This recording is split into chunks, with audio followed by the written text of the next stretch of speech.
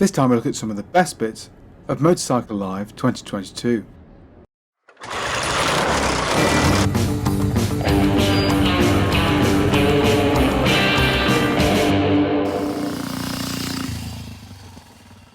Now, as well as their big 701 trailer bike, Husqvarna will finally bring the 901 adventure bike into full production in 2023.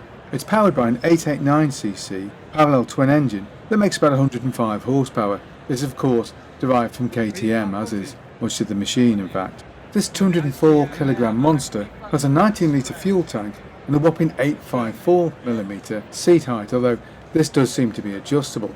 I think a great thing about this bike is that it offers an alternative to all the KTMs with much more traditional styling noted. The Husqvarna naked bike remains in the range, although now has a 401 and a 125. The biggest 701 has now been dropped. I must say I'm a big fan of the styling of these bikes, although I know not everybody is. Downsides are fairly hard seats and tiny petrol tanks, which really aren't up to the job. 9 litres is really not enough on a modern motorcycle, even if it is fuel efficient. Controls are nice and on it, Tom, aren't they?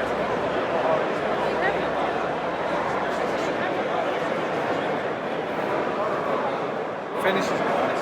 The Husqvarna or Black Arrow is essentially the sensible Hughes version of the bikes. The Husqvarna or Silver Arrow is the more aggressive CAF Racer version.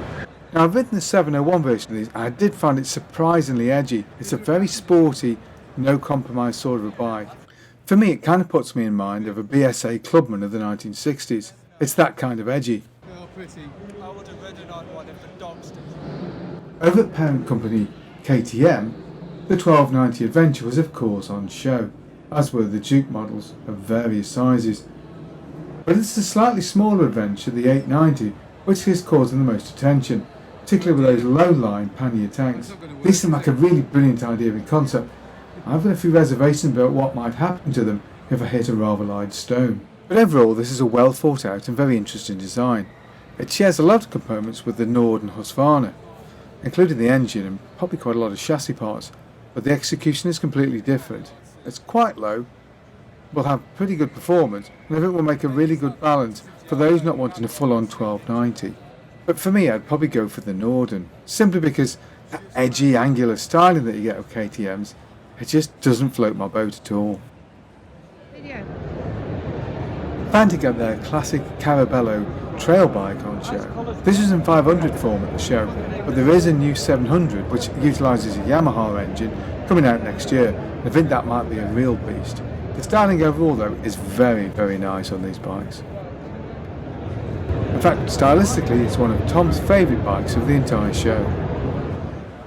The Langen is a fascinating bike that somehow I forgot to put in my best of British rankings. It uses a V-twin Italian sourced two-stroke engine which makes about 95 horsepower and a bespoke trellis frame with really high quality parts, so expect to pay around £28,000 for the privilege of riding this machine. While the Soviet Union may have collapsed, while those mighty Dnipro Boxer twins just keep on going forever and a day. The engine is famously BMW derived and does include a third drive wheel onto that sidecar, perfect bike for the war reenactor. This year marks 120 years since the first Triumph motorcycle, and a number of classic bikes are on display, including a 3T, a Speed Twin which was used in the International 6-Day Trial back in the 50s, a Triumph Bandit, a Steve McQueen replica TR6, an old police bike from the 1960s. For the dark later days of Meriden, there's also a very nice example of a Royal Wedding Bonneville. This was a limited edition model from 1982. For those of us who come over that far back. Also on display was one of the very early Hinckley Speed Triples. These were fantastic bikes in the day, a real muscle bike of its time. The National Motorcycle Museum always brings along a few bikes that the hunters can come and have a sit on. I had a nice sit on this old RAC Norton ES2.